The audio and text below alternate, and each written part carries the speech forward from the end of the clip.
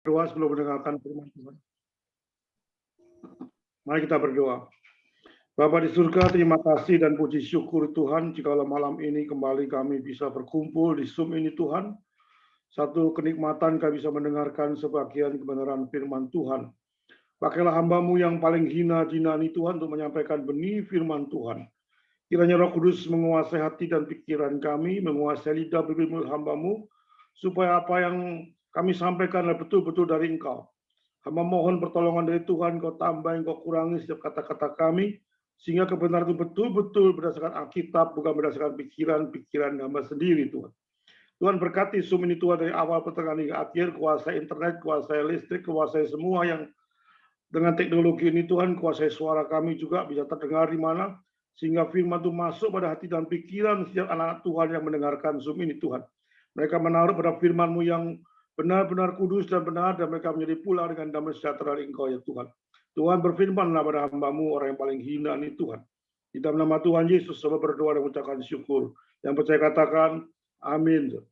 Shalom saudara, malam ini saya akan mencoba untuk menyampaikan satu khotbah dengan judul Beranikah kita menolak atau menegur ajaran sesat. Mari kita baca 1 Timotius 1, 3-20. Saya minta dengan hormat Bu Lydia bisa membacakan ayat ini dengan cepat. 1 Timotius 1, 3-20. Ayat cukup panjang, tapi saya akan ringkas khotbah jadi singkat. 1 Timotius 1, ayat 3-20. Demikian bunyi firman Tuhan. Salam dari Paulus, Rasul Kristus. Maaf. Langsung ayat 3, Bu. Langsung ayat 3. Oh, langsung ayat 3, ya, baik. Dengan perikop mengenai ajaran sesat. Ketika aku hendak meneruskan perjalananku ke wilayah Makedonia, aku telah mendesak engkau supaya engkau tinggal di Efesus dan menasihatkan orang-orang tertentu agar mereka jangan mengajarkan ajaran lain ataupun sibuk dengan dongeng dan silsilah yang tidak putus-putusnya, yang hanya menghasilkan persoalan belaka dan bukan tertib hidup keselamatan dan yang diberikan Allah dalam iman.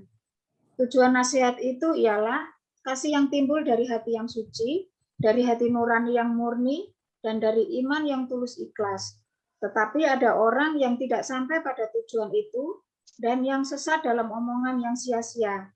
Mereka itu hendak menjadi pengajar hukum Taurat tanpa mengerti perkataan mereka sendiri dan pokok-pokok yang secara mutlak mereka kemukakan.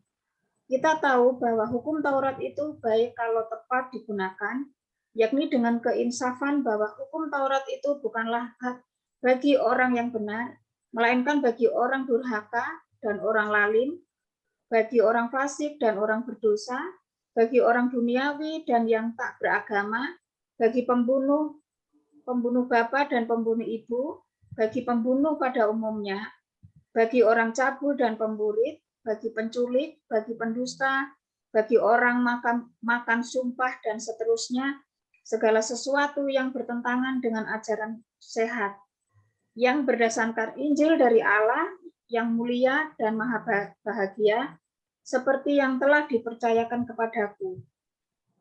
Ayat yang ke-12, aku bersyukur kepada Dia yang menguatkan aku, yaitu Kristus Yesus, Tuhan kita, karena Ia menganggap aku setia dan mempercayakan pelayanan ini kepadaku. Aku yang tadinya seorang penghujat dan seorang penganiaya dan seorang ganas, tetapi aku telah dikasihaninya karena semuanya itu telah kulakukan tanpa pengetahuan, yaitu di luar iman. Malah kasih karunia Tuhan kita itu telah dikaruniakan dengan limpahnya kepadaku dengan iman dan kasih dalam Kristus Yesus. Perkataan ini benar dan patut diterima sepenuhnya. Kristus Yesus datang ke dunia untuk menyelamatkan orang berdosa, dan di antara mereka akulah yang paling berdosa. Tetapi justru karena itu aku dikasihani, agar dalam diriku ini, sebagai orang yang paling berdosa, Yesus Kristus menunjukkan seluruh kesabarannya. Dengan demikian aku menjadi contoh bagi mereka yang kemudian percaya kepadanya dan mendapat hidup yang kekal. Hormat dan kemuliaan sampai selama-lamanya bagi Raja segala zaman, Allah yang kekal, yang tak nampak, yang esa. Amin. Ayat yang ke-18. Tugas ini kuberikan kepadamu, Timotius anakku, sesuai dengan apa yang telah dinubuatkan tentang dirimu, supaya dikuatkan oleh nubuat itu, engkau memperjuangkan perjuangan yang baik dengan iman dan hati nurani yang murni. Beberapa orang yang menolak hati nuraninya yang murni itu, dan karena itu, kandaslah iman mereka. Yang ke-20, di antara Himeneus dan Alexander yang telah kuserahkan kepada iblis, semua jera mereka menghujat. Amin. Terima kasih Bu Lydia atas firman Tuhan yang dibacakan. 1 Timotius 1:3-20 cukup panjang, tapi akan saya ringkas secara eksposisi dari ayat ke ayat. Saudara, sebagai pendahuluan, saudara, ada satu perbedaan, saudara. Untuk menegur seseorang itu ada perbedaan.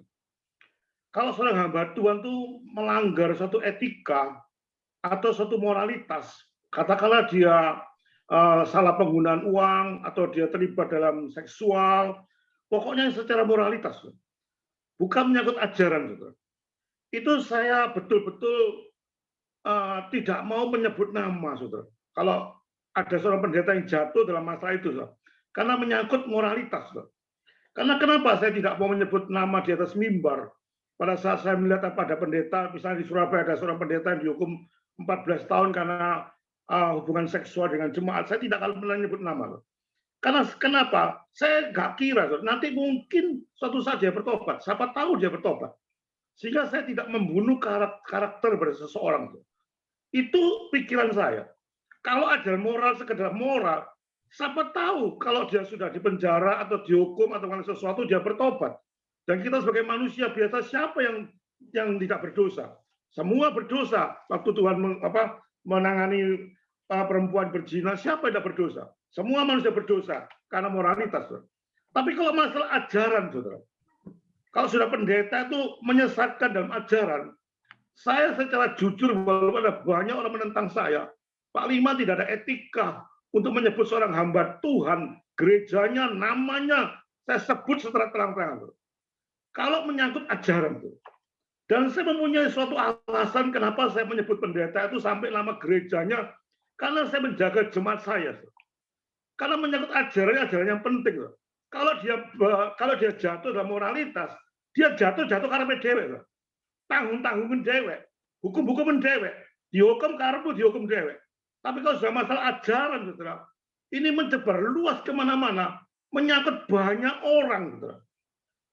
Kalau ada begitu sesat menyangkut orang itu masuk surga atau neraka karena adanya dia, saudara. Dan ada banyak jemaat seperti ini, saudara. Dia kalau sudah pendeta tuh ngomong, saudara, nggak peduli salah, nggak salah kalau dikutuskan oleh saudara jemaatnya, wah apapun ditangkap sama dia. Padahal saya jelas tahu itu adalah sesat, saudara. Dan bahaya itu saat ini ada di gereja saat ini, saudara. Kalau sudah mengutuskan pendeta dan pendeta itu juga senang dikutuskan, apa yang diajarkan pendeta itu walaupun sesat, ajarannya menyalahi, diberangkap sama semuanya tampak pandang bulu, saudara. Dan ini menyangkut neraka dan surga, saudara. Dan kalau sudah mengatakan ini racun, saya pasti kasih tahu, pendeta itu racun, gereja itu racun. Aku terang-terang bicara demikian di atas mimbar, saya tidak akan sungkan-sungkan sama hamba Tuhan sesat. Kalau hamba Tuhan jatuh moral, saya masih bisa, yalah manusia penuh dengan dosa, memang condong pada dosa, siapa tahu suatu saat dia bertobat. Tapi kalau pendeta sudah mengajarkan suatu ajaran, kalau dia bertobat puji Tuhan, tapi ajaran tetap jalan loh. Sudah kado masuk pada jemaat dan ini menyangkut banyak orang. Maka itu saya sebut nama. Dan saya juga berdasarkan Alkitab, Paulus pun nyebut nama. Dia menyebut Alexander, dia menyebut Hymenaeus di Efesus. Itu loh, hati-hati dengan Alexander, hati-hati dengan Hymenaeus, hati-hati dengan Demas yang mengajarkan sesat di gereja Efesus. Saudara, kalau saya dikatakan Pak Liman kok terlalu kasar dalam menyebutkan nama, saya gak peduli kasar, gak kasar. Yang penting bagi saya jiwa jemaat saya bisa selamatkan, bukan termakan oleh ajaran sesat. Itu alasan saya. Dan dalam isi khotbah ini, saudara, dalam 1 Timotius 1:3-20, saya lihat Paulus, saudara. Di antara semua rasul, saya lihat Paulus itu suatu Paulus yang betul-betul rasul yang sangat perhatian sekali pada ajaran sesat. Begitu dia tahu ajaran sesat, ngamuknya luar biasa. Gak peduli siapapun yang mengajarkan sesat, dia sikat luar biasa. Kalau saudara percaya, Coba kita baca satu ayat aja Bu Lydia, saya minta bacakan istilah itu tidak lagi. Galatia 1 ayat 8. Saya buktikan bahwa Paulus marah kalau ajaran satu muncul di gereja. Galatia 1 ayat 8. Bisa cepat bacakan? Galatia 1 ayat yang ke-8. Demikian bunyi firman Tuhan. Tetapi sekalipun kami atau seorang malaikat dari surga yang memberitakan kepada kamu suatu Injil yang berbeda dengan Injil yang telah kami beritakan kepadamu, terkutuklah dia. Bayangkan tuh, Paulus berani mengatakan sekalipun malaikat, sudah dikatakan malaikat tuh. Paulus dengan malaikat itu udah ada tandingannya, saudara. Apanya Paulus? Saudara? Malaikat itu begitu makhluk yang luar biasa. Tapi Paulus tidak pernah peduli, saudara. Sekalipun malaikat yang mengajarkan Injil lain, terkutuklah dia, saudara. Saudara, ini suatu ajaran yang betul-betul malaikat pun mengajarkan sesuatu yang jahat, Paulus sikat, saudara. Apalagi manusia, saudara. Saudara, ayat 3, saudara. Paulus itu mau pergi ke Makedonia, saudara. Saya membaca ceritanya. Dan sebelum pergi, saudara, Paulus memberikan satu pesan pada Timotius, supaya Timotius jagalah jemaat Efesus dengan banyak hal. Karena Paulus tahu, di dalam gereja Efesus itulah banyak nabi-nabi palsu muncul. Dikatakan ada banyak pengajar sesat mencurigakan hadir di gereja. Saudara, jangan anggap ajaran sesat itu ada di luar gereja. Ajaran sesat nabi-nabi palsu munculnya itu di dalam gereja. Saudara, tidak mungkin setan itu menyerang di luar gereja. Dikatakan ada jalan lebar, jalan sempit. Jalan lebar itu menuju neraka, jalan sempit itu menuju ke surga. Dan setan itu pasti hadir di jalan sempit. Tidak mungkin setan itu hadir di jalan yang lebar. Nah, percuma setan kalau hadir di jalan lebar, namanya semuanya masuk neraka. Kenapa digoda? Gak digoda, sudah amblas, saudara. Masuk neraka semua. Kenapa diutek-utek? Kok itu bolone kok. Lah, justru setan ngutek-ngutek yang jalan sempit ini, saudara. Jalan sempit orang mau menuju ke surga, kuat dengan semaksimal mungkin dengan tenaga yang dikerahkan oleh setan, dia menghalangi supaya orang jangan sampai masuk ke surga. Dengan jalan sempit ini, saudara. Makanya jangan anggap gereja itu tidak ada setannya. Jangan anggap persekutuan itu ada setan. Makin saudara membutuhkan kebenaran firman Tuhan, di situ makin bekerja setan sangat luar biasa sekali. Dan saudara jangan anggap remeh setan. Kalau setan itu ada bapak pembohong, orang-orang pun kalau bukan merasa hebat, saya sudah hebat. Hadapi setan, apa sih setan? Saudara jangan pernah main-main dengan setan. Setan diberikan kuasa oleh Tuhan untuk menggoda saudara saya. Oleh itu jangan main-main, tapi juga jangan takut, saudara. Jangan main-main dengan setan, tapi jangan takut, saudara. Dan saudara harus mempunyai suatu apa ya? Suatu keyakinan mutlak, saudara. Pakai ajarannya dia, saudara. Dan setan itu memang cara kerjanya di gereja, bukan di luar gereja. Bahkan dia ada di majelis. Saya katakan ada di pendeta, ada di gembala, bukan kerucuan, saudara.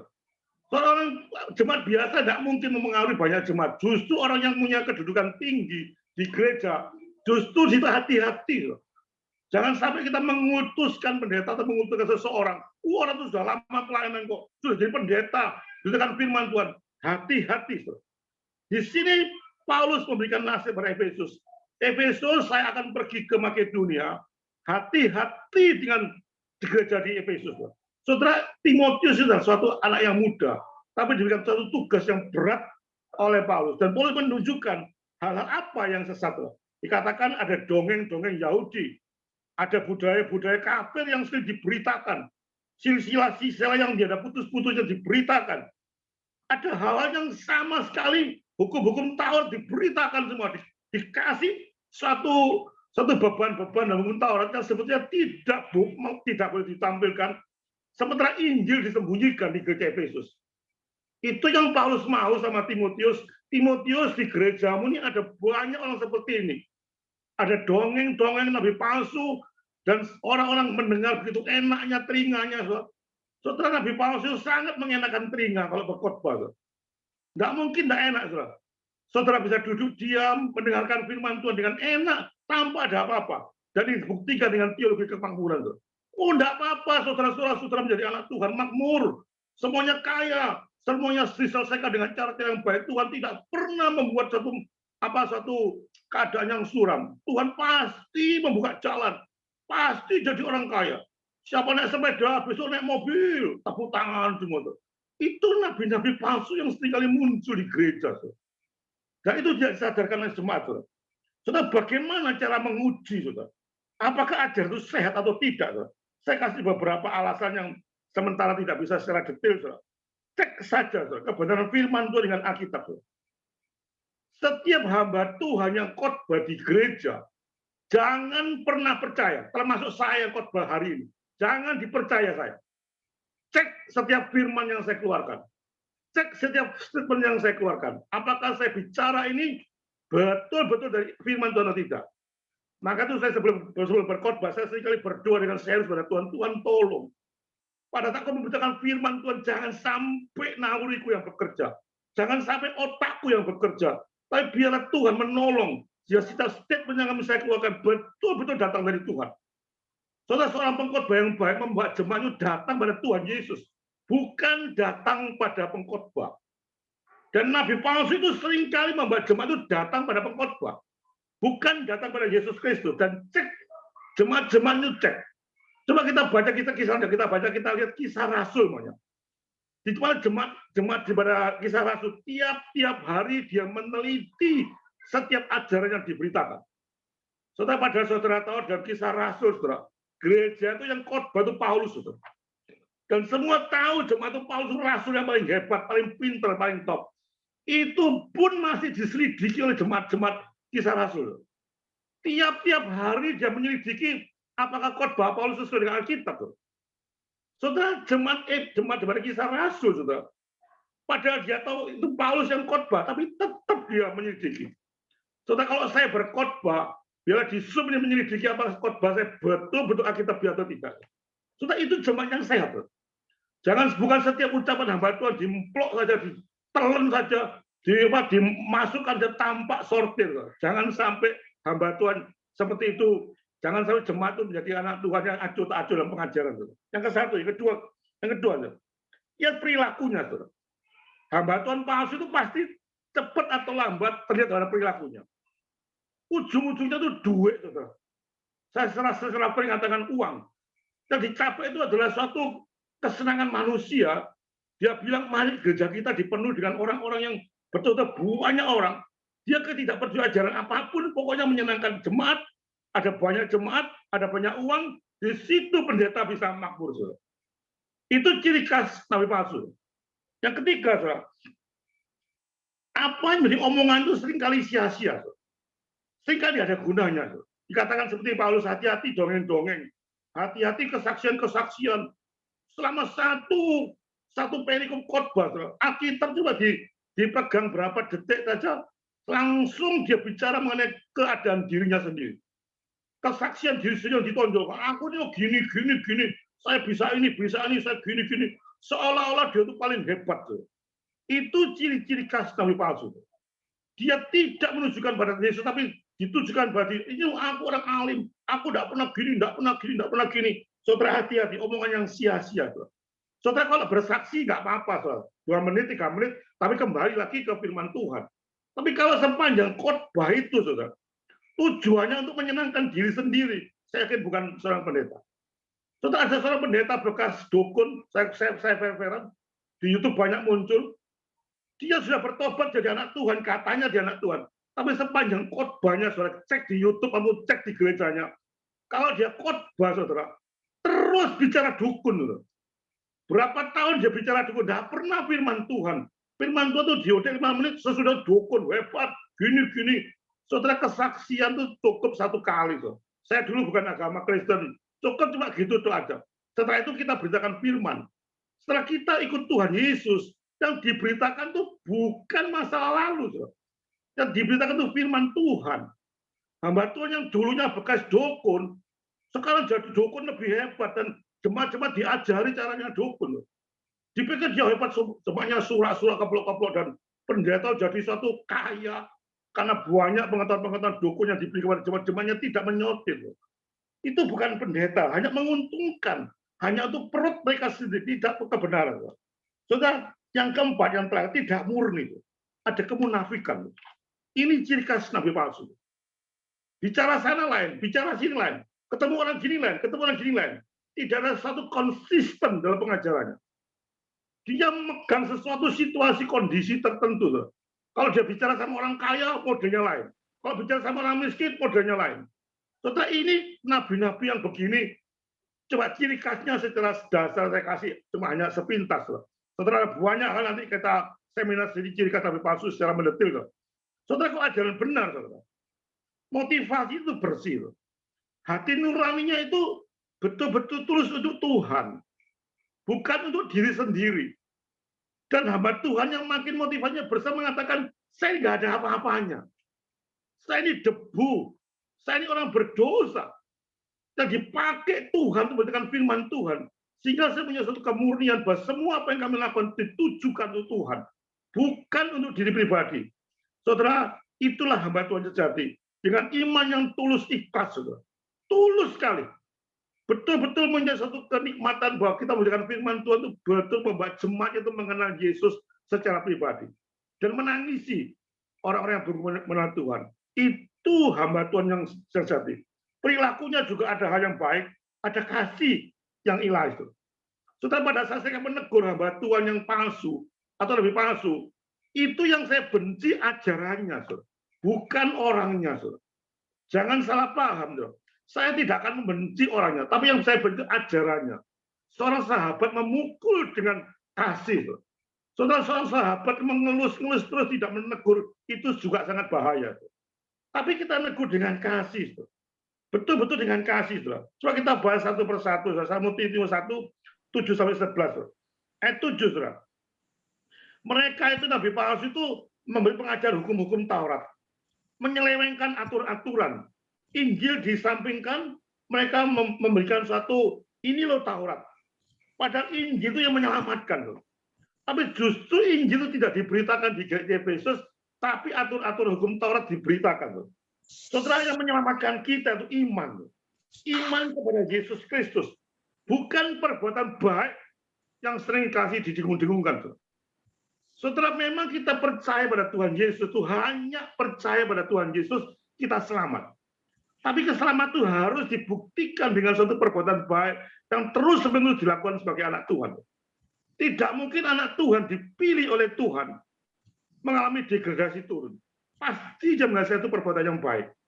Dan ini diajarkan oleh nabi-nabi palsu. Oh, kamu berbuat baik kok. Iman seringkali tidak menyelamatkan. Perbuatan baik yang seringkali membuat andil. Saudara, perbuatan baik apapun yang saudara lakukan tidak akan pernah menyelamatkan saudara. Dan pemilihan saudara itu sudah ada sejak kekekalan. Ada yang dipilih secara otomatis, ada yang tidak dipilih. Saudara. Itu logis, saudara. Kita tidak bisa menutup mata ajaran ini disisikan. Oh, yang dipilih kok diberitakan. Yang tidak dipilih tidak diberitakan. Kan kasihan orang yang tidak dipilih tidak diberitakan. Saudara, tapi secara fakta, saudara. Bahwa kita sebagai anak Tuhan yang sudah diselamatkan oleh Tuhan, sejak kekekalan, ada yang dipilih secara otomatis, ada yang tidak dipilih. Saudara, percuma Tuhan membuat neraka atau surga. Pasti ada pilihan, saudara masuk ke surga, orang yang tidak dipilih masuk ke jurang neraka. Itu konsekuensi. Dan hamba Tuhan tidak boleh menyembunyikan ajaran ini. Soal ajaran ini, waduh kok tidak ada kasih ya orang yang dipilih. Faktanya ada orang seperti ini. Saya tunjukkan kakak saya sendiri, saudara. Sampai mati dia tidak mengenal Kristus, saudara. Dia dosen pada suatu agama tentu saja dia sebutkan. Dia mati tanpa Kristus. Saudara, apakah Yesus menebus orang mati tanpa Kristus? Penebusan itu hanya dilakukan hanya tujuan untuk orang percaya. Yesus menebus bukan untuk orang yang tidak percaya. Percuma Yesus mati di kayu salib untuk orang yang tidak percaya. Yesus mati di kayu salib hanya untuk orang yang percaya. Orang yang tidak percaya langsung masuk menuju ke surga. Itu sebetulnya Injil. Injil itu lengkap. Jangan dipotong-potong. Oh, Injil itu hanya untuk orang pilihan. Tidak. Ada dipilih, ada tidak dipilih. Dan betul-betul Injil itu dilakukan semua orang tanpa perkecualian. Tidak ada tuh Injil untuk bangsa Israel, ada Injil untuk orang lain. Tidak. Pada saat Yesus mati di kayu salib, tirai itu terbuka dari atas ke bawah. Menunjukkan bahwa apa? Bahwa kita anak Tuhan sudah dibebaskan. Sudah digantikan penebusan kita oleh Tuhan Yesus sekali dan untuk selama-lamanya. Dan itu berlaku untuk semua manusia. Dan saudara ingat, penebusan Yesus di kayu salib itu bersifat individu, bukan bangsa.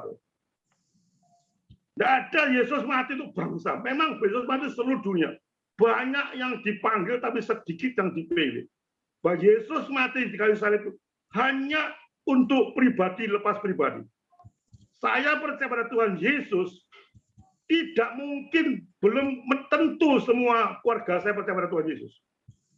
Dan saya tidak ada satu pedoman, saya percaya Yesus semua katut. Tidak ada istilah itu. Individu demi individu. Saya percaya pada Tuhan Yesus, umpama istri saya tidak percaya, dia pasti masuk neraka. Saudara, pemilihan Kristus itu hanya untuk orang yang percaya. Dan itu berlaku untuk semua. Saudara, Paulus begitu concern pada pengajaran sesat ini, dan ini diajarkan oleh orang-orang ahli-ahli Taurat. Legalistik seorang anak Kristen. Kamu mentaati hukum Taurat. Hukum Taurat ditaati baru masuk ke surga. Siapa yang bisa saudara melakukan hal seperti itu? Tidak mungkin orang bisa melakukan hukum Taurat masuk ke surga. Saudara, ayat 12-17, saudara. Ajaran Injil Yesus Kristus pasti menghasilkan suatu perubahan hidup. Ada perubahan hidup, saudara. Saudara, Paulus sebelum mengenal Yesus Kristus, saudara, dikatakan dia seorang pembunuh Kristen yang jahat. Dia anggota Sanhedrin. Dikatakan, aku dulu seorang penghujat, katanya. Karena saya tidak tahu. Tapi setelah Paulus bertobat, saudara, dia bertobat, dia terima Yesus Kristus, saudara. Dikatakan dulu itulah aku penghujat Kristus. Tapi setelah saya ikut pada Tuhan Yesus, setelah saya tahu bahwa Yesus menebus dosa orang yang berdosa, dikatakan, akulah orang yang paling berdosa. Saudara, itu anak Tuhan. Saudara makin banyak belajar firman Tuhan, makin sadar bahwa saudara itu orang paling berdosa. Dulu saya sebelum ikut Kristus, saudara, melakukan semua aktivitas saya tidak anggap itu dosa. Tapi begitu saya mengenal Kristus secara pribadi dan sungguh-sungguh dengan sejati, waduh, apapun itu yang kami lakukan itu salah, itu salah, itu salah. Betul-betul saya merasakan suatu hajaran Kudus gak terima betul-betul. Ini salah iman, hati-hati salah, hati-hati, hati-hati. Semua serba hati-hati. Dan saya makin belajar firman Tuhan, makin tahu bahwa diri hamba ini orang yang paling bobrok, paling jahat, saudara. Ini dikatakan oleh Paulus, saudara. Paulus mengatakan sadar dengan dosanya, saudara. Saudara, dalam Galatia 1, saya buktikan, saudara, kenapa Paulus mengatakan aku yang paling berdosa. Ada 4 tahapan, saudara. Dalam Galatia 1 ayat 1, saudara. Pada waktu Paulus bertobat, dia dijadikan rasul oleh Tuhan, dia berkumpul dengan para rasul, dia menganggap sama dengan rasul-rasul lain. Oh, kita satu grup dengan rasul-rasul lain. Tetapi setelah 6 tahun dia kumpul dengan hamba-hamba Tuhan, rasul-rasul itu, saudara. Dalam 1 Korintus 15 ayat 9, saudara baca sendiri. Paulus mengatakan, di antara semua rasul, katakan, di antara semua rasul, akulah orang yang paling berdosa. Setelah 6 tahun dia belajar firman Tuhan, dia kumpul sama rasul, dikira dia itu hebat, bersama-sama rasul benar hebatnya. Tapi setelah 6 tahun dia belajar, dia tahu di antara semua rasul itu, akulah orang yang paling berdosa. Itu Paulus. Bahkan dikatakan, aku tidak layak disebut rasul. Saudara baca di 1 Korintus 15 ayat 9. Saudara, 5 tahun lagi dia belajar firman Tuhan lagi. Seperti saudara, saya banyak belajar terus. Makin belajar dalam Efesus 3, 8, saudara. Paulus berkata lagi, di antara orang-orang kudus, yang tadi di antara rasul, sekarang dia bicara di antara orang-orang kudus, di bawahnya rasul, dia katakan, aku orang yang paling berdosa. Itu Efesus 3, 8. Dan terakhir dalam 1 Timotius 1, ayat 15-16, 4 tahun kemudian dia banyak belajar firman lagi, dia menyebut dirinya di antara semua jemaat. Di antara semua jemaat, akulah orang yang paling berdosa. Saudara, Paulus mengatakan ini bukan sebelum Paulus bertobat. Pada waktu Paulus belum bertobat, dia tidak memikir apa dosa, tidak ngerti. Saudara. Pokoknya kerja mateni. Saudara. Tidak tahu artinya dosa, tidak tahu artinya penebusan. Tapi saudara, Paulus banyak belajar firman Tuhan, menyadari bahwa dirinya orang berdosa. Saudara, memang kita anak-anak Tuhan yang ditebus oleh Tuhan di kayu salib, kita menjadi anak kudus. Itu secara de jure-nya, kita jadi anak kudus karena sudah ditebus dosanya. Tetapi secara de facto, kenyataannya saudara, kita juga orang-orang yang penuh dengan dosa. Tidak bisa dua ajaran disembunyikan. Satu disembunyikan, satu diberitakan. Kalau saya menjadi orang anak Tuhan fair, jadi hamba Tuhan tuh ini ajaran Tuhan, enak nggak enak, negatif atau positif saya ajarkan. Walaupun secara logika akal, aduh kok nggak enak, aku yang berdosa. Coba aku nyebut orang kudus.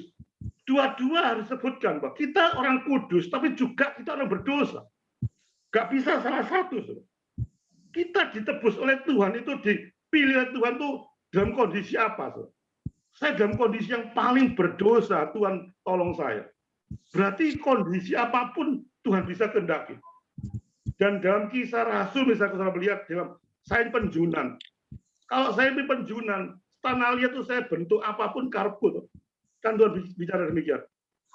Saya penjunan, saya berhak atas tanah liat. Tanah liat satu saya bentuk jadi vas bunga yang bagus. Tanah liat yang lain saya bentuk jadi kurang bagus. Mau apa? Itu kan Tuhan berkata demikian. Apakah aku tidak adil ya Tuhan? Adil. Aku yang punya kok. Aku yang punya tuh mau diapa-apa karku. Siapa jadi penasihat Tuhan? Tidak ada. Itu Tuhan. Sehingga kita tahu anak pilihan dan anak pilihan. Kita tidak bisa menjas. Itu pilihan, itu bukan hak kita. Itu urusan Tuhan. Tapi Tuhan mengatakan, aku jadikan anak pilihan, tidak pilihan, terserah aku. Setelah kita baca dalam Kisah Rasul Yohanes 17 ayat 12, ada orang-orang yang dibinasakan ada. Aku minta Bu Lydia satu kali ini aja. Yohanes 17 saya anggap penting, karena nanti kalau bicara saya tidak berdasarkan kitab jadi KRP Pak Liman. Coba kita baca ada yang dipilih, ada yang dipilih. Yohanes 17 ayat 12. Bu Lydia bisa membacakan dengan cepat. Yohanes 17. Iya. Ayat berapa, Pak? 17 ayat 12. Ayat yang ke-12.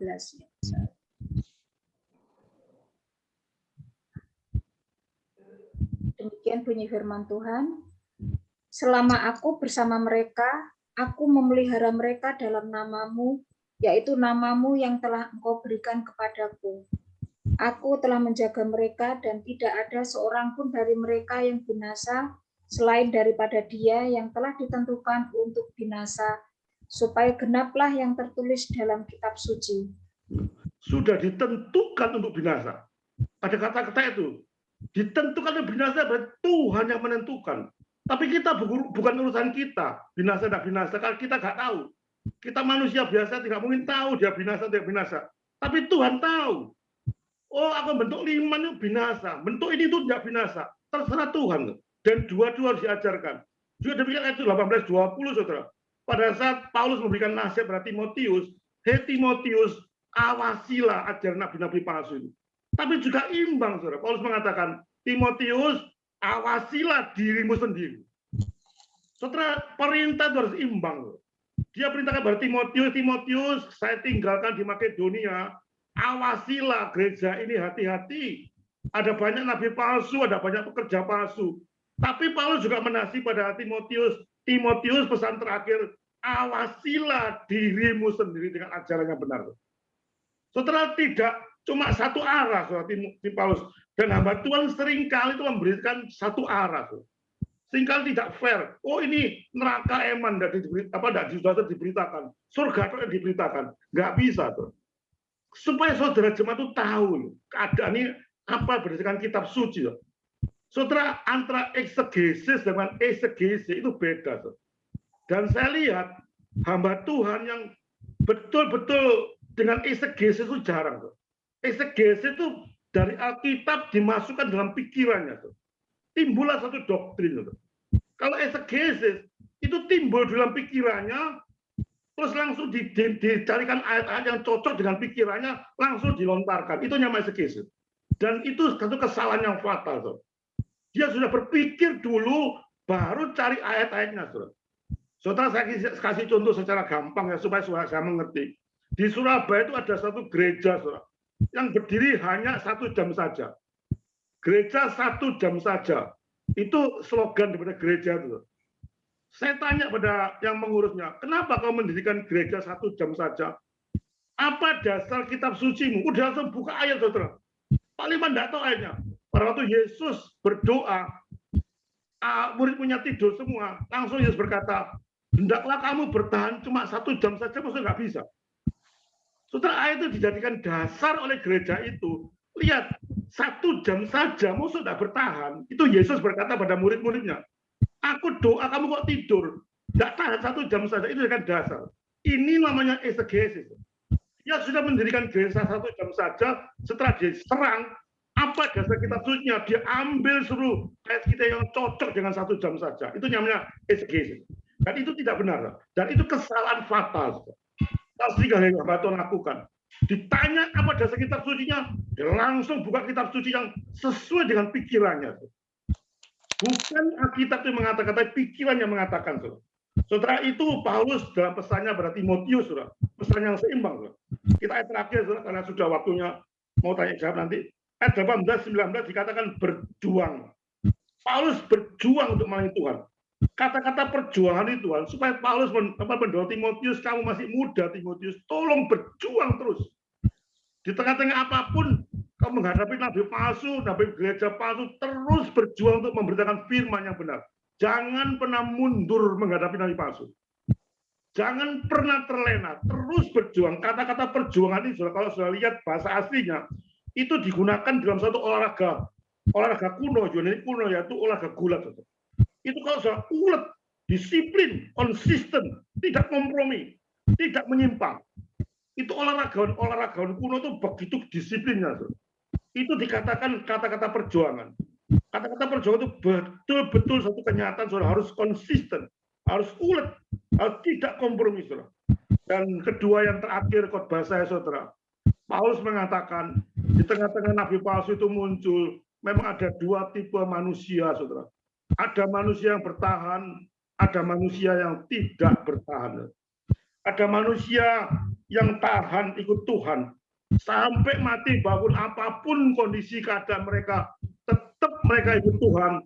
Di tengah-tengah ajaran-ajaran yang sangat palsu pun dia tetap konsisten ikut Tuhan. Itu adalah manusia-manusia Kristen yang sejati. Sampai mati dia mengikut Tuhan. Dan dikatakan di Paulus ada orang-orang yang tidak tahan menghadapi keadaan-keadaan duniawi, dia langsung masuk ke dalam sesuatu keadaan yang tidak baik. Saudara, hati-hati, saudara. Nabi palsu, saya peringatkan lagi, dia muncul di gereja sebagai serigala berbulu domba. Hati-hati, dia domba, tapi dia domba cuma bajunya tok domba. Sebetulnya dia serigala. Dan ciri-ciri khas nabi palsu, bicaranya luar biasa, etikanya sangat baik, halus setengah mati. Rasanya nggak ada salahnya, tapi begitu dia akan pengajaran, waduh, begitu seperti katakan Wahyu, seperti naga bicaranya. Saudara, saya punya family itu punya gereja, saudara. Saya tahu dia itu gereja nabi palsu. Waduh, kalau etikanya, saudara, luar biasa baiknya, saudara. Ditolong, malam-malam ditelepon, dia datang sakit, didoakan, ada kurang dia sembuhkan, semua serba baik. Tapi pada waktu dia diadakan PA, saudara, dia bicara pengajaran, muncul seperti naga. Dan orang sudah terjebak oleh suatu etika, dia merasa sungkan dengan hamba Tuhan, seringkali dia tidak memperhatikan ajarannya. Memperhatikan etikanya yang dikamuflase sebagai domba. Seolah domba itu begitu baiknya, luar biasa. Tidak tahu cuma bulunya tok domba, tapi seluruhnya adalah serigala. Saudara, saya ini bukan saya untuk mengatakan nabi palsu, bukan saya merasa benar sendiri, saudara. Tapi faktanya ada di YouTube, ada banyak nabi palsu muncul.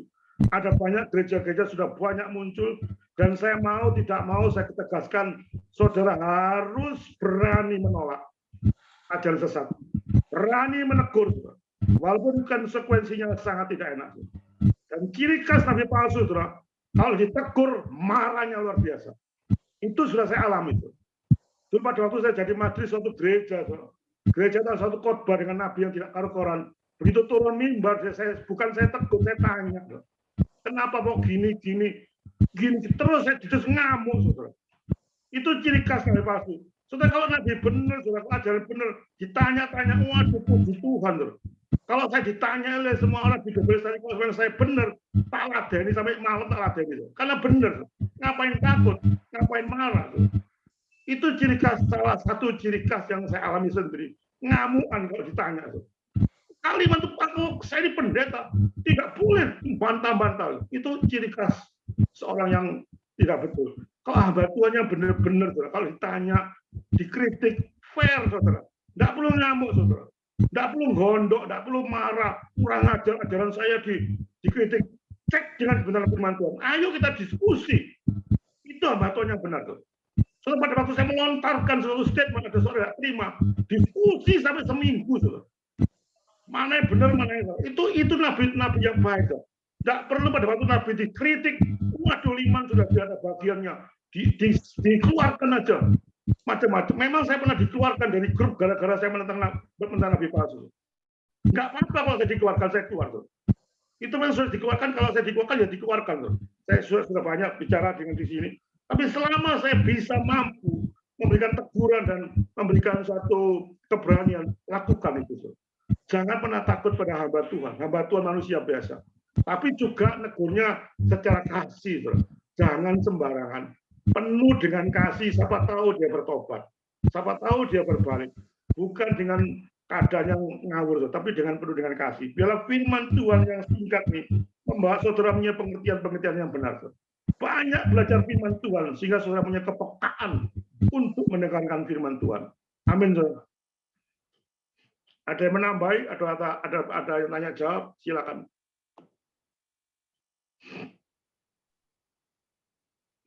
Silakan, ada yang mau bertanya atau merespon firman Tuhan. Pak Pendeta Tema mungkin mau merespon. Siapapun boleh, enak, pengajaran sini fair. Kita terima apa adanya itu.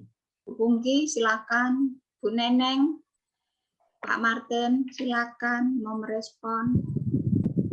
Bu Nita,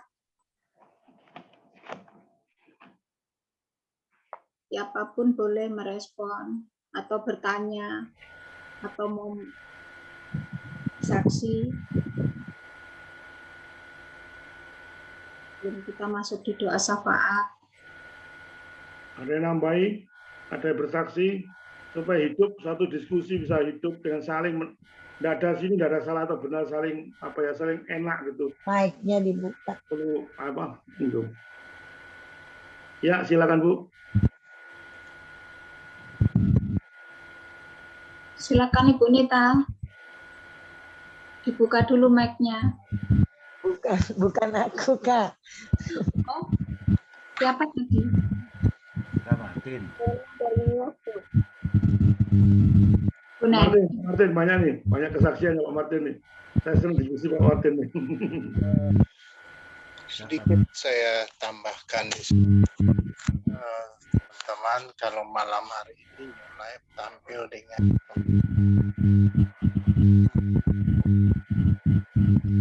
Suaranya hilang, Pak. Hah? Suaranya. Jadi ini tipikal kritikal terhadap kawan kita, terhadap jarak yang baik yang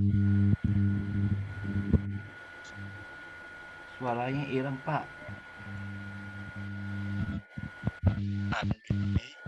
Ada, suaranya bukan hilang, mungkin kurang bagus sinyal. Kalau di sini jelas. Oh, di sini hilang Pak. Di sini hilang Pak. Hilang. Ya, tapi di sini jelas. Pak. Ya, saya dengar betul.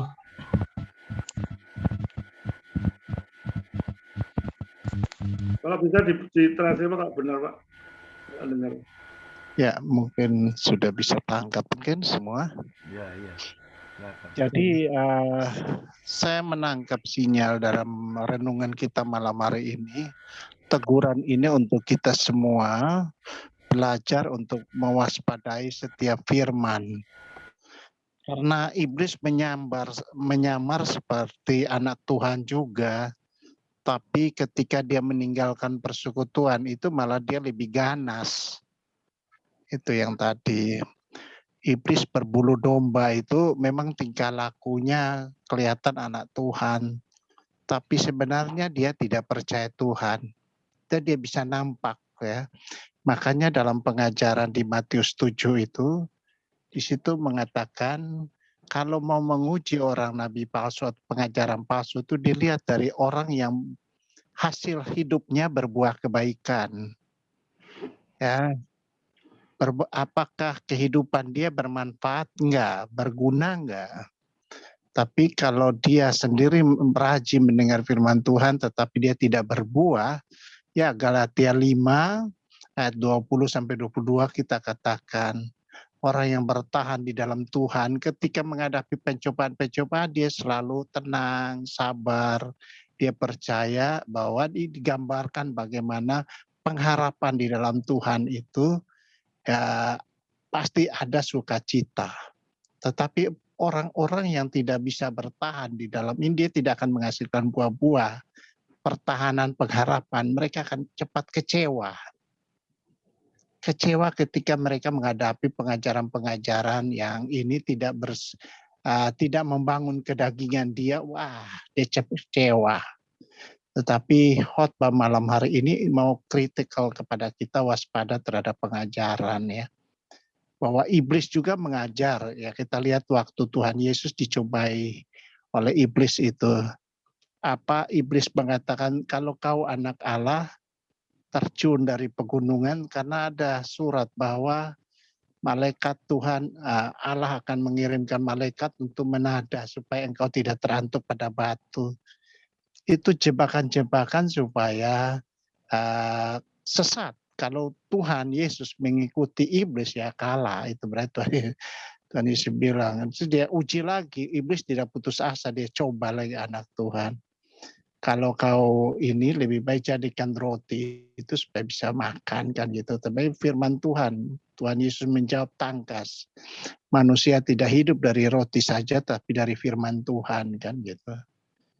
Itu gambarkan kepada kita bahwa hasil dari buah-buah daripada iman, percaya pada Tuhan itu bisa kita lihat bahwa apakah orang ini hidup dalam kebenaran atau hidup dalam kepalsuan. Ya, itu khotbah yang dimaksud daripada konteks Pak Leman malam hari ini. Dia mengingatkan kepada kita waspada terhadap pengajaran. Karena banyak orang rajin ikut ibadah, tapi pulang kehidupan dia juga penuh pergumulan. Sebenarnya orang hidup dalam Tuhan, pencobaan-pencobaan yang dihadapi dia merasa pencobaan biasa aja lah. Kita harus menghadapi semua penderitaan ini dengan percaya. Di balik dari segala penderitaan itu ada pengharapan. Ada kekuatan yang Tuhan kasih kepada kita. Kita yakin ada kekuatan yang dari Allah sendiri memberikan kepada kita. Dia memberikan sukacita ketika kita melewati pencobaan. Tetapi bagi orang yang palsu, ketika dia kena penderitaan itu dia selalu ngomel, marah. Ya, apa tadi Pak Leman sudah jelaskan. Kalau kita menghadapi orang yang emosi itu bisa lihat tuh. Itu bisa kelihatan sekali. Ya, menerima sesuatu kelihatan emosi. Emosional itu timbul dari nafsu kedagingan kita yang tidak dikuasai oleh Roh Kudus. Makanya dikatakan kalau kehidupan dikuasai oleh kedagingan berakhir dengan maut. Tetapi kalau kehidupan berkuasa dengan Roh Kudus pasti berakhir dengan penuh sukacita di dalam Tuhan. Saya kira ini aja tambahkan kita bahwa malam hari ini konteks teks daripada pengkhotbah kita menyoroti sisi-sisi daripada agar kita waspadalah terhadap setiap pengajaran karena masa-masa akhir datang ini adalah banyak bermunculan pengajaran-pengajaran yang palsu. Ya, itu bisa lewat dari gereja di mana kita hadir. Betul. Bisa datang dari hamba-hamba Tuhan yang menyatakan ini, tapi hidup mereka juga tidak benar. Tidak mencemirkan firman Tuhan. Jadi ini maksudnya dari teguran firman Tuhan kita pada malam hari ini. Tuhan Yesus memberkati kita semua. Amin. Memang sulit Pak Martin ya. Kalau setan itu juga nggak goblok kan. Bukan makhluk yang bodoh, dia pinter, dia tahu. apa menjadi kelemahan-kelemahan kita tahu. Dia kalau membuat uang palsu, pasti itu sama tipis sekali dengan beda uang asli, Pak. Nggak mungkin uang palsu di sama yang begitu anunya. Dan itu kemunafik itu muncul. Ada buah-buah, katakan Mak Martin. Memang ternyata seperti saya katakan kesaksian teman saya tadi, Pak Liman tuh itu pendeta tuh buahnya. Saya sakit disembuhkan. Saya ini diginikan. Saya kurang usaha jemaatnya luar biasa. Rasanya buahnya tuh sudah hebat. Kan dia bilang, Pak Liman lihat buahnya loh. Tuh. Kalau dia lihat, saya lihat buahnya. Waktu ada pengajaran PA di satu gereja, dia ajarannya seperti naga, Pak, keluar. Waduh, begitu luar biasa menghujat Tuhan. Dikatakan Tuhan bukan satu-satunya jalan dan sebagainya. Kok bisa muncul dia sesuatu begitu luar biasa etikanya, tapi dalam pengajaran seperti situ. Oh, saya ingat iya ya, seperti serigala bulu domba. Domba itu sudah tanya jemaatnya api-api gitu. Dan saya kemarin juga kecelek, Pak, sama hamba-hamba Tuhan yang saya anggap tuh teman saya, Pak. Saya pada waktu diwawancari sama YouTube-nya dia, Pak. Bagaimana menurut Pak Liman pandangan seorang pendeta itu? Udah katanya pendeta itu sekarang banyak mengadakan penyembuhan. Bagaimana menurut Pak Liman? Apa tanggapannya Pak Liman? Itu wawancara dengan saya secara pribadi dengan YouTube-nya dia, Pak. Dan sebagai teman rekan biasa, sudah lama saya katakan enggak benar. Saya tunjukkan ayat-ayatnya. Penyembuhan itu bukan cara itu. Ini loh penyembuhannya benar. Macam-macam saya katakan, dia langsung mantuk-mantuk sama saya, Pak. Wah, betul Pak Liman. Saya juga tidak setuju sama Pak Liman.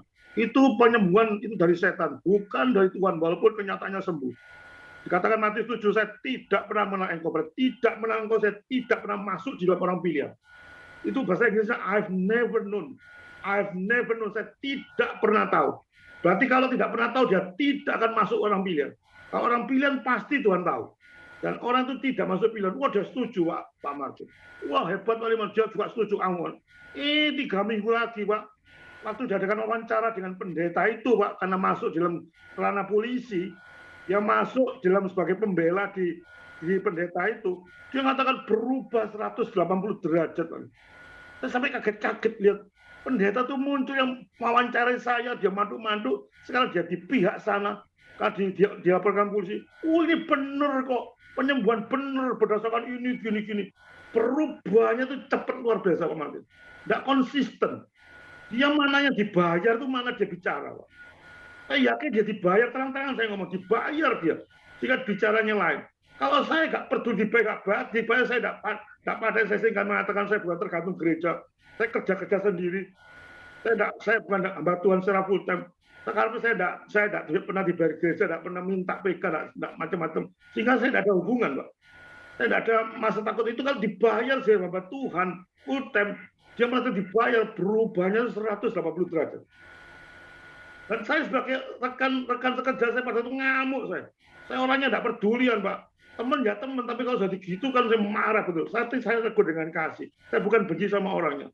Benci pada tidak konsistennya. Dan itu banyak terjadi seperti itu, Pak. Langsung berubah 360 derajat. Karena apa? Duit. Uang itu. Menyebab dia berubah. Baru wawancarai saya 3 minggu yang lalu. Sekarang sudah terang-terangan dia buka YouTube-nya sama orang itu. Deket sama itu mengatakan, enggak masalah ini gini.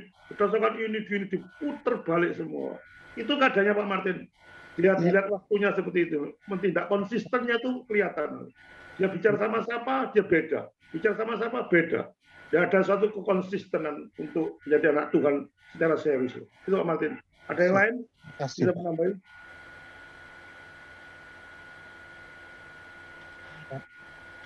Ibu Neneng. Ibu Neneng ada ya? Ya ada itu. Ada yang lain? Pak Pendeta Tema itu. Tema, ya silakan Pak. Kenapa? Angkat tangan. Tidak, Pak Pendeta Tema tadi sudah saya tanya. Ke Seno. Oh iya. Pak Sul Bakti itu mungkin bisa menambahi. Banyak itu. Ya, kalau saya sih Pak belum bisa menambahin Pak. Ya, saya menerima aja dulu Pak. Oh iya, makasih Pak. Makasih ya.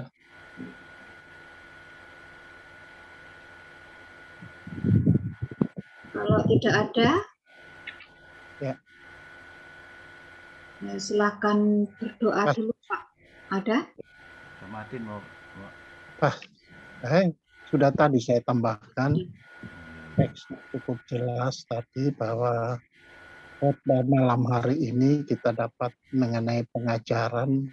Pertama adalah mari kita waspada terhadap setiap pengajaran.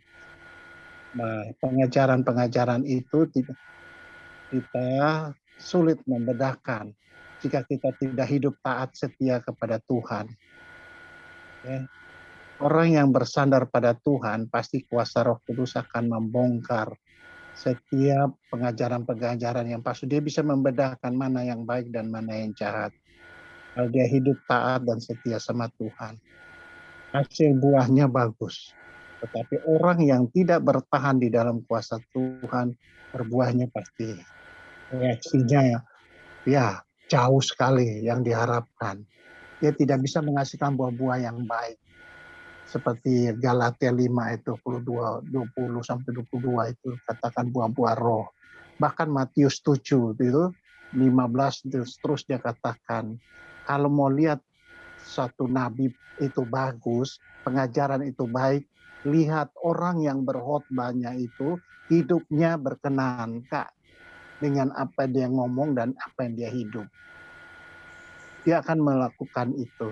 Karena itu juga dia melewati proses-proses yang gak mudah. Nah itu. Jadi kehidupan kita ketika kita melayani, memberitakan firman, itu juga melatih kita untuk takut sama Tuhan. Taat sama Tuhan. Kalau kita sadari ya, karena firman itu pedang bermata dua. Dia bisa koyak kemana. Jadi bisa yang berkhotbah juga kalau kita tidak cerdas, takut sama Tuhan bisa berdampak. Oleh sebab itu pengajaran malam hari saya berterima kasih mengingatkan kepada kita semua, mari kita waspada supaya kayak hidup dalam kebenaran Tuhan. Hidup dalam kebenaran Tuhan kerendahan bersandar kepada kuasa kasih Allah. Supaya kita bertumbuh dengan baik dan berbuah juga menjadi berkat bagi banyak orang. Tuhan memberkati. Halo, Pak Martin. Ya. Memang betul firman itu pedang bermata dua, Pak. Itu memang betul, Pak. Ya. Saya pada waktu khotbah seperti ini, pikirnya enak, Pak. Nggak enak bagi saya. Iya. Setan tuh, kalau orang lain pun cuma goda-goda setan, saya ngelabrak setan, Pak. Itu jadi setan tuh ngamuknya sama saya tuh luar biasa, Pak. Orang-orang kadang-kadang kalau saya ngomong tuh setan ngamuknya seperti Paulus ngomong ngamuk setan. Sehingga memang pedang bermata dua itu memang terjadi sama saya, Pak. Saya sedikit bersaksi, sedikit aja bersaksi. Saya katakan pedang bermata dua, Pak. Terus pada waktu saya khotbah di mana Banjarmasin gitu. Banjarmasin itu dia di satu rumah. Saya diundang, saya khotbah siangnya, dia jemaat di mana di BI apa GKK apa enggak lupa saya. Terus dia bilang, malam Pak Liman tolong mendadak bisa ke rumah saya, ada undangan, ada Bible study atau persekutuan lah. Karena saya 2 hari sana, malamnya kan nganggur. Saya pikir yang nganggur enggak apa-apa lah. Ke sana saya untuk, ternyata banyak orangnya Pak. Rumahnya besar di Banjarmasin. Tapi dia cerita Pak, ini Pak Liman saya baru kematian suami saya. Ini baru kematian 2 anak saya mati. Saya percuma punya rumah gini. Saya percuma melayani Tuhan, ini rumah tersediakan Tuhan itu berapa tahun. Ini Tuhan cuma gini tok. Suami diambil, anak 2 diambil. Di Banjarmasin, saya waktu itu di Banjarmasin. Percuma, gini. Waktu itu saya terus nasihati Pak dengan kebu-kebu. Jangan takut pada penderitaan, macam-macam Pak. Rasanya saya hebat itu.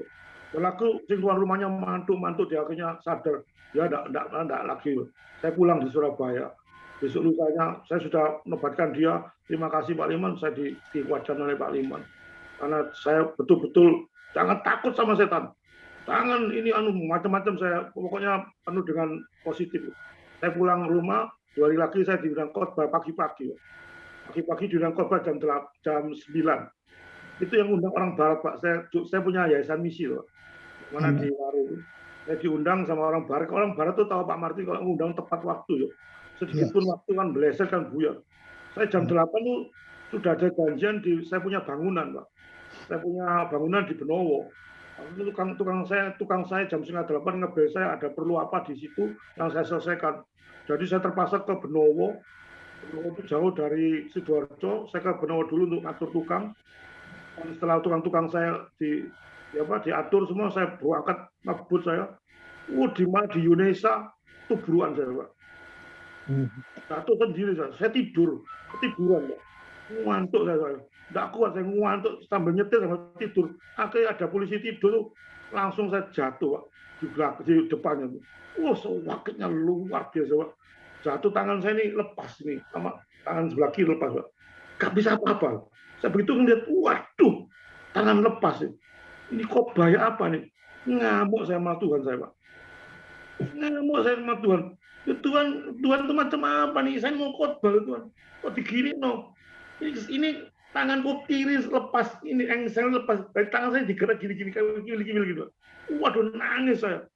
Nangis. Pokoknya enggak kuat sakit. Aku ngamuk sama Tuhan. Tuhan kok gini.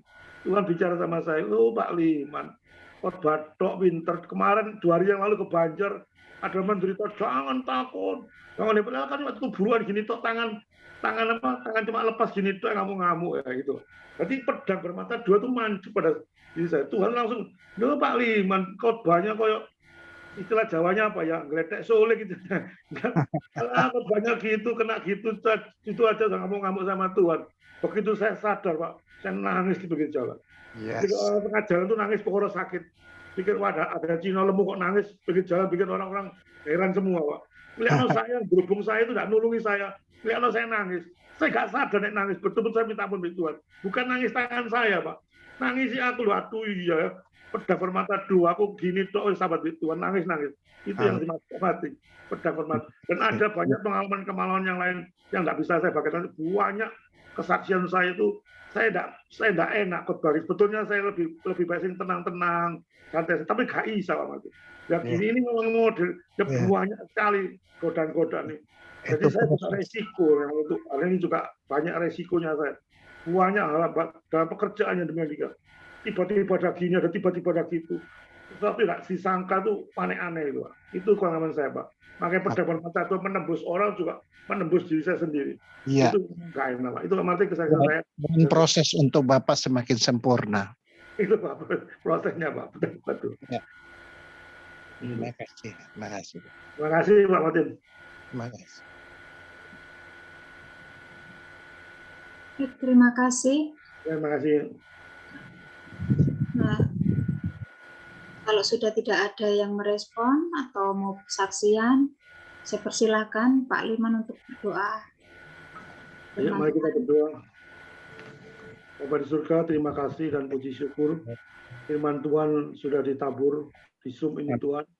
Kami terus berdoa bila Roh Kudus menilik pribadi lepas pribadi yang ada di Zoom ini, supaya mereka bukan hanya mendengar, tapi juga melakukan dan juga waspada terhadap nabi-nabi palsu, sehingga setiap pengajaran yang diterima betul-betul dicek dengan kebenaran firman Tuhan. Kiranya Roh Kudus memberikan hikmat, akal budi, dan bijaksana dengan sungguh-sungguh meneliti kebenaran firman Tuhan, bukan dengan kesombongan, bukan dengan ketinggian hati yang seolah paling benar, tapi betul-betul dengan tunduk pada kebenaran firman Tuhan. Apa menjadi kebenaran firman Tuhan, itulah satu hal yang betul mutlak, tidak pernah kompromi dengan dosa itu. Kiranya Roh Kudus menguasai hati dan pikiran dia masing-masing, biar bela Zoom ini makin terus bertambah-tambah, dan Pak Hari juga berikan kesehatan, Bu Lydia, Bu Pungki, semua yang terlibat dalam Zoom ini, Tuhan memberikan kekuatan dan kesehatan, supaya Zoom ini betul-betul berguna untuk memuliakan nama Tuhan. Di dalam nama Tuhan Yesus, semua berdoa dan mengucapkan syukur. Amin. Kita akan masuk di doa syafaat. Doa syafaat saya akan berdoa untuk yang sudah hadir. Doa yang kedua saya minta kesediaannya dari Pak Martin, berdoa untuk hamba-hamba Tuhan, misionaris, dan gereja-gereja. Kemudian doa yang selanjutnya saya minta kesediaan Bu Neneng, berdoa Bu untuk bangsa Indonesia dan juga seluruh dunia. Berdoa juga untuk kedua negara yang sedang bertiga. Mari Bu Pungki angkat 1 pujian.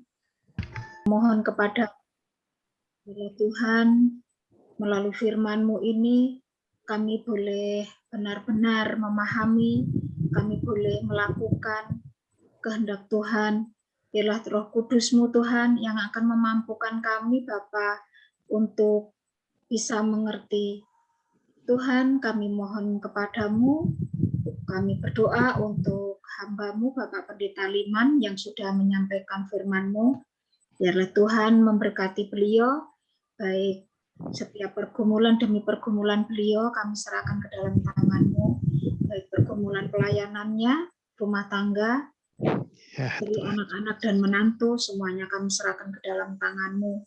Bapa di dalam surga, kami berdoa untuk anak-anak-Mu yang sedang bergumul dalam sakit penyakitnya, Ibu Mawar, Bapak Iskandar, Ibu Naomi, Pak Hari, Liviana, semuanya Tuhan kami serahkan ke dalam tangan-Mu. Engkau menilik anak-anak-Mu ini satu persatu Bapa, Engkau melawat mereka satu persatu, sakit penyakit yang mereka alami saat ini Bapa, kami menyerahkan ke dalam tangan-Mu. Biarlah mereka, iman mereka boleh dikuatkan, mereka tetap berpengharapan penuh kepada Tuhan, dan mereka juga tetap mengandalkan Tuhan. Kami mohon kiranya Bapa, kami menyerahkan masing-masing anak-Mu ini hanya ke dalam tangan-Mu. Bapa, kami berdoa untuk anak-anak-Mu yang sudah hadir di channel ini pada malam hari ini Tuhan, Ibu Pungki, Bapak Daniel, Pak Mityu, Ibu Neneng, Ibu Nita Simorangkir, Bapak Pendeta Tema, Bapak Surbakti, Bapak Christian Untono, Bapak Suseno, dan juga Bapak Christian Setianto, semuanya Bapak, kami mohon kepadamu, Engkau memberkati mereka masing-masing sesuai dengan pergumulan mereka. Setiap anak-anak-Mu ini Bapa, kami hanya menyerahkan ke dalam tangan-Mu. Kami tidak tahu Bapa apa yang menjadi pergumulan mereka masing-masing, namun kami yakin dan percaya Engkau yang Maha Tahu, Engkau yang akan memberkati mereka. Bapa di dalam surga, kami saat ini berdoa, bersepakat hati, mendukung dalam doa Bapak Pendeta Sony yang sedang bergumul di dalam pelayanannya, di dalam pembangunan gerejanya Bapak, dan saat ini beliau juga bergumul dengan pengadaan alat-alat musik untuk menopang pelayanan beliau Bapak. Kiranya Tuhan sendiri yang mencukupkan, Tuhan yang akan mengirimkan tangan-tangan penolong, tangan-tangan donatur Bapak untuk mencukupkan kebutuhan mereka. Bapak di surga, hamba juga berdoa untuk hamba-hamba-Mu yang saat ini tidak ada bersama-sama dengan kami, Bapak Pendeta Sony, Bapak Efrianto, Bapak Tommy, Bapak Harun Warsito, Bapak Pendeta Edi Zakaria, Bapak Pendeta Cornelis, dan hamba-hamba-Mu yang lain yang kami tidak sempat menyebutkan nama mereka masing-masing Bapak. Engkau melawat mereka, Engkau memberkati mereka di dalam pelayanan mereka, di dalam rumah tangga mereka, di dalam pergumulan pribadi mereka. Bapak, kami mohon kepadamu, Tuhan mencukupkan, Tuhan memberkati. Terima kasih Bapak. Semuanya itu Tuhan, kami hanya menyerahkan ke dalam tangan-Mu. Malam hari ini kami hendak beristirahat, biarlah Tuhan sendiri yang akan melindungi kami, Tuhan yang akan mengirimkan malaikat kudus-Mu yang dari surga untuk memagari kami, di mana kami bertempat tinggal Bapa. Biar malam ini kami boleh beristirahat dengan tenang, dan esok pagi dengan seizin Tuhan kami boleh bangun dengan tubuh yang terberkati, dan esok pagi juga kami hendak beribadah baik secara online maupun onsite Bapak. Kiranya Tuhan juga campur tangan, Tuhan memberkati kami masing-masing. Terima kasih Bapak, ampuni segala kelemahan kami, ampuni kekurangan kami Bapak. Inilah Tuhan doa kami, hanya kami panjatkan di dalam nama-Mu saja. Haleluya. Amin. Bapa kami di sorga, kembali kami datang dalam rangkaian doa syafaat berantai Tuhan. Kami satu hati mengingatkan program-program pelayanan misi, pelayanan-pelayanan yang dilakukan lewat anak-anak Tuhan, baik di desa, di kota, di mana mereka ada. Kami mohon Tuhan, Engkau jamah mereka pribadi lepas pribadi yang terpanggil untuk melayani, baik kehidupan kesehatan mereka, kehidupan keluarga mereka, perekonomian mereka, Tuhan. Tuhan cukup-cukupkan supaya setiap mereka mau melayani, semua Tuhan mereka diperlengkapi dalam kasih dan anugerah Tuhan. Kami berdoa untuk gereja-gereja-Mu di tengah-tengah bangsa negara Indonesia yang adalah tempat di mana kami selalu ada dalam persekutuan, baik gereja maupun misi-misi pelayanan lewat channel YouTube di mana-mana. Sedang giatnya selalu Tuhan campur tangan supaya lewat baik lembaga-lembaga gedung-gedung gereja yang berfungsi melayani. Tuhan kami menjadi berkat untuk buat memberitakan firman Tuhan. Tuhan juga tolong kami, Roh Kudus bekerja supaya setiap firman, setiap misi pelayanan pengajaran, kami boleh ada di dalam kuasa Roh Kudus, sehingga kami dapat membedakan mana yang pengajaran yang baik, mana pengajaran yang benar.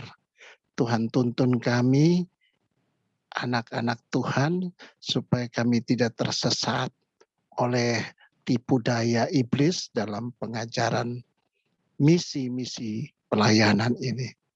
Tuhan berkati, jamahkan segala tugas dan panggilan pelayanan, terutama anak-anak-Mu, hamba-hamba Tuhan yang Engkau persiapkan untuk melayani. Pakailah mereka dengan kuat kuasa-Mu, agar mereka diberi kekuatan, kemampuan untuk menyatakan kebenaran firman-Mu sesuai apa yang Tuhan kehendaki. Terima kasih Tuhan, kalau malam hari ini kami boleh mendengarkan firman-Mu lewat pengajaran, agar kami waspada terhadap pengajaran-pengajaran sesat. Tuhan tuntun kami semua sebagai pribadi, keluarga, maupun di dalam persekutuan gereja-Mu. Kami dituntut dalam pengajaran yang benar. Tuhan jauhkan segala kuasa-kuasa iblis yang mengganggu jalan kehidupan kami, supaya kami hidup dalam kebenaran Tuhan. Tuhan juga mau berkati Pak Leman secara khusus malam hari ini. Tuhan urapi dia, pakai dia dalam kuasa darah Yesus. Sempurnakan apa yang saat ini dia memiliki misi, visi ke depan. Bagaimana Tuhan mau jadikan dia sendiri sempurna di dalam Tuhan. Kami percaya Allah Roh Kudus akan mengurapi dia, memakai dia lebih heran. Beri dia hikmat, kesabaran, kerendahan hati, pakai dia pun di dalam keluarga, di dalam pelayanan. Tuhan memberkati, terutama juga Tuhan berkati kesehatan, Tuhan juga berkati perekonomian, pekerjaannya, supaya di mana dia ada di situ nama Tuhan dipermuliakan. Terima kasih Tuhan, kami serahkan setiap kami anak-anak-Mu di New Channel di sini, New Life. Tuhan, kalau kami ada yang sakit pada malam hari ini, kami berdoa Tuhan jamah mereka. Pulihkan mereka dari sakit penyakit, sembuhkan mereka di dalam nama Tuhan Yesus Kristus. Mereka yang ada di dalam pergumulan dan masalah-masalah baik pribadi, rumah tangga, keluarga, Tuhan Engkau berkati, jamah mereka, beri pengharapan, kekuatan, kesabaran, sehingga mereka dapat melewati tantangan pencobaan dalam kehidupan. Terima kasih Tuhan, Tuhan berkati perekonomian kami juga supaya kami tetap ada di dalam dukungan kehidupan yang cukup, yang diberkati oleh Tuhan. Terima kasih Tuhan, kami percaya New Channel, New Life yang kami ada saat ini, Tuhan urapi. Baik secara khusus juga untuk Pak Hari, Tuhan pulihkan dia dalam nama Tuhan Yesus kelemahannya, baik pribadi, suami, istri, anak-anak, dan oma di dalam rumah tangga. Tuhan pakai dia menjadi orang-orang yang memiliki hikmat di dalam pekerjaan Tuhan. Terima kasih Tuhan, kami serahkan persekutuan kami lewat virtual ini, biar Tuhan tetap memberkati kami, sehingga kami tetap memberitakan kebenaran firman Tuhan, baik pujian dan pengajaran. Dalam nama Tuhan Yesus Kristus kami berdoa dan mengucap syukur. Amin. Haleluya Yesus Tuhan. Kembali Bapa, kami menyambung rangkaian doa kami di hadapan hadirat-Mu. Engkau memberkati hamba-Mu yang sudah menaikkan doa sepaat di malam hari ini. Juga Engkau memberkati hamba-Mu yang sudah menyampaikan tentang firman-Mu. Kami percaya semua ini bukanlah kebetulan ya Bapa. Engkau mengurapi hamba-Mu Ibu Lydia dan keluarganya. Engkau mengurapi apa yang dia butuhkan Tuhan Yesus. Roh kesembuhan ilahi yang daripada Engkau atas Ibu Lydia. Pulihkan saat ini Tuhan. Apapun yang hamba rindukan dan butuhkan Engkau tahu. Engkau tahu atas kemampuan hamba-Mu Tuhan. Engkau tahu kerinduan hamba-Mu dalam hati yang paling dalam. Kami serahkan pergumulan Ibu Lydia dan keluarganya. Biar belas kasihan Bapa turun atasnya. Damai sejahtera Bapa turun atas Ibu Lydia dan keluarganya. Ini ke dalam tangan-Mu ya Bapa. Biarlah Ibu Lydia semakin diberkati, semakin dipulihkan. Hikmat yang baru, sukacita yang baru. Dan juga karunia-karunia yang Kau tambah-tambahkan kepada Ibu Lydia. Kau mengurapi juga Pak Martin Tuhan malam hari ini. Kau berikan karunia-karunia yang baru Tuhan. Apapun yang Kau berikan kepada hamba-Mu. Kami mengucap syukur atasnya Bapa. Bapa malam hari ini juga Tuhan, setiap kami yang sudah datang ke tempat ini bukan kebetulan. Biarlah kami memiliki hati yang haus dan lapar akan kebenaran firman-Mu. Bukan sekedar berjumpa, bertemu, dan seperti rutinitas. Tetapi ada sesuatu yang baru Tuhan lewat live ini Bapa. Kau taruh di hati kami masing-masing Tuhan. Untuk tidak menjadi rutinitas bagi kami Tuhan. Ada sesuatu yang baru yang Kau berikan. Sehingga membuat New Life semakin berjaya, semakin diberkati. Bukan untuk hanya sekedar datang dan mendengar dan duduk diam. Tetapi kami lebih interaktif Bapa. Lebih mengerti Tuhan tentang apa rencana-Mu di balik semua. Walaupun kami hadir dari tempat yang berbeda-beda. Kami percaya Tuhan Engkau tidak pernah terbatas oleh ruang dan waktu. Engkau tidak dibatasi oleh jarak sekalipun Bapa. Meskipun kami saling berjauhan semuanya Tuhan, satu dan yang lain. Berbeda kota, daerah, bahkan negara sekalipun. Engkau sanggup Tuhan Yesus menyambut di mana jumlah kami lebih dari 2-3 orang. Kami yakin dan percaya Tuhan, setiap kami datang ruangan ini Tuhan, baik pagi maupun malam hari Tuhan. Kami percaya Tuhan Yesus, biarlah semakin diberkati, semakin dipulihkan apapun yang kami butuhkan dan rindukan Engkau tahu Tuhan. Kami hanya serahkan semua ke dalam tangan-Mu. Terima kasih untuk setiap hari, di mana setiap hari kami melewati kehidupan kami, baik seperti apapun keadaan kondisi kami. Kami percaya ya Aba ya Bapa. Semua karena anugerah daripada Engkau yang Kau berikan bagi kami semua Tuhan. Semakin Kau tambah-tambahkan iman percaya kami, harap kami kepada Engkau. Ya Bapak juga berdoa saat ini Bapak, menyerahkan keluarga-keluarga Kristen dimanapun berada Tuhan. Bagi mereka yang sedang diambang kehancuran dalam rumah tangga. Yesus.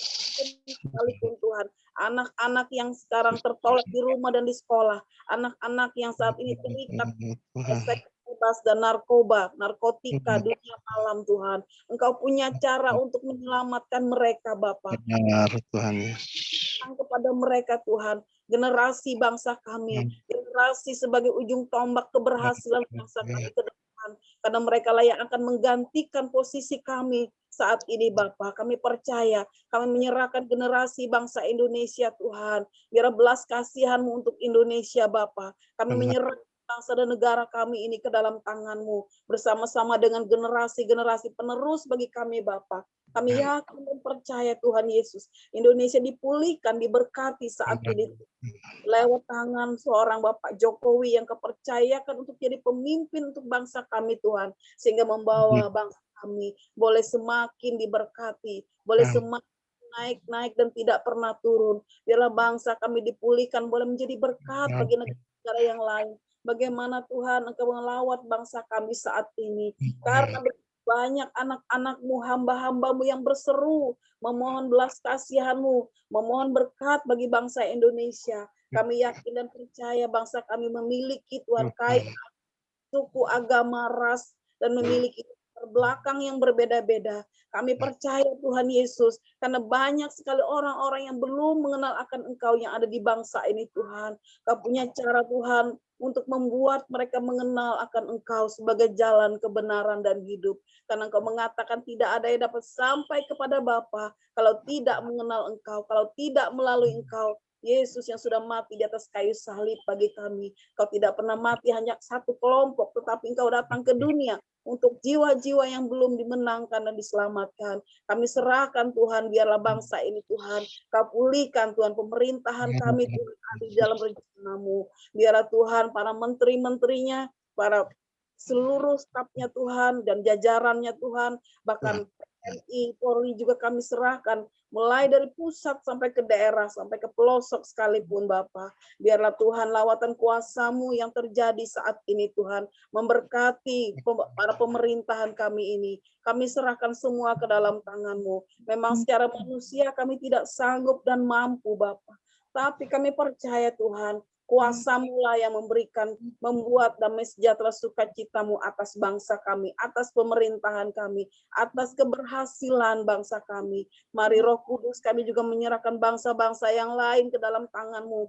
Teristimewa bangsa yang sedang bertikai, yaitu saat ini Tuhan, bangsa Rusia dan Ukraina Tuhan. Kami serahkan kedua negara ini ke dalam tangan-Mu Tuhan. Biar ada perdamaian di antara mereka Tuhan. Biar jangan ada orang lain yang dirugikan Tuhan. Banyak jiwa-jiwa yang menjadi korban atas pertikaian ini Bapa. Bahkan juga merugikan negara-negara yang lain. Biarlah lawat kuasa-Mu terjadi atas kedua negara ini Tuhan. Pemulihan terjadi Bapa. Tidak ada yang hebat Tuhan. Tidak ada yang lebih berkuasa. Hanya Engkau yang berkuasa Tuhan. Biarlah belas kasihan-Mu turun kepada mereka. Kami mengasihi mereka Tuhan. Karena mereka juga bagian dari orang yang Kau ciptakan serupa dan segambar dengan Engkau. Mari Roh Kudus, kami menyerahkan kedua bangsa ini, kedua negara ini ke dalam tangan-Mu. Mari Roh Kudus, Engkau juga memberkati negara-negara yang lain, negara tetangga yang ada di Indonesia, bahkan di seluruh dunia seperti ini Bapa. Kami serahkan semuanya ke dalam tangan-Mu. Ada lawatan kuasa-Mu terjadi atasnya. Terima kasih Tuhan, terima kasih Roh Kudus. Inilah seluruh doa yang kami panjatkan di hadapan-Mu. Biarlah kehendak-Mu yang jadi atasnya Bapa. Engkau menyerahkan semuanya kepada Engkau ya Bapa. Hanya Engkaulah Allah di atas segala-galanya Tuhan. Karena tidak ada perkara yang terlalu sukar bagi Engkau Tuhan. Mari Roh Kudus, inilah doa kami yang jauh daripada sempurna. Hanya Engkaulah yang ada kesempurnaannya Bapa. Biar doa ini boleh disempurnakan dengan doa yang pernah Engkau ajarkan kepada murid-murid-Mu. Bapa kami yang ada di sorga, dikuduskanlah nama-Mu, datanglah kerajaan-Mu, jadilah kehendak-Mu seperti di bumi dan di sorga. Berilah kepada kami makanan kami yang secukupnya, dan ampunilah segala kesalahan kami, seperti kami juga tahu mengampuni orang yang bersalah pada kami. Jangan membawa kami dalam pencobaan, melainkan lepaskan kami daripada yang jahat. Karena Tuhan punya kerajaan dan kuasa dan kemuliaan sampai selama-lamanya. Amin. doa berkat, Pak Liman. Kalimannya udah turun. Silakan langsung Bu Neneng. Baik. Mari kita mengakhiri ibadah kita menerima berkat daripada Bapa. Diberkatilah Engkau pada waktu masuk, diberkatilah Engkau pada waktu pulang keluar-Mu. Tuhan Allah Bapa kita menderita miskin dan di atas kayu salib menderita bagi kita Tuhan Yesus. Dia menderita bagi kita semua Tuhan, memberkati, mengurapi kami. Tuhan menyinari kami dengan wajah-Nya. Diberkatilah kedua tangan-Mu, diberkatilah keluarga-Mu, diberkatilah usaha-Mu, diberkatilah segala pelayanan-Mu, diberkatilah Engkau di kota dan di desa. Dan Engkau tidak pernah turun, Engkau tetap naik menjadi berkat. Kami mengucap syukur berkat ini Tuhan, dan kami menerima di dalam nama Tuhan Yesus. Kami serahkan doa-doa kami. Haleluya Tuhan. Amin. Amin. Terima kasih. Dibuka dulu Bu, Pungki.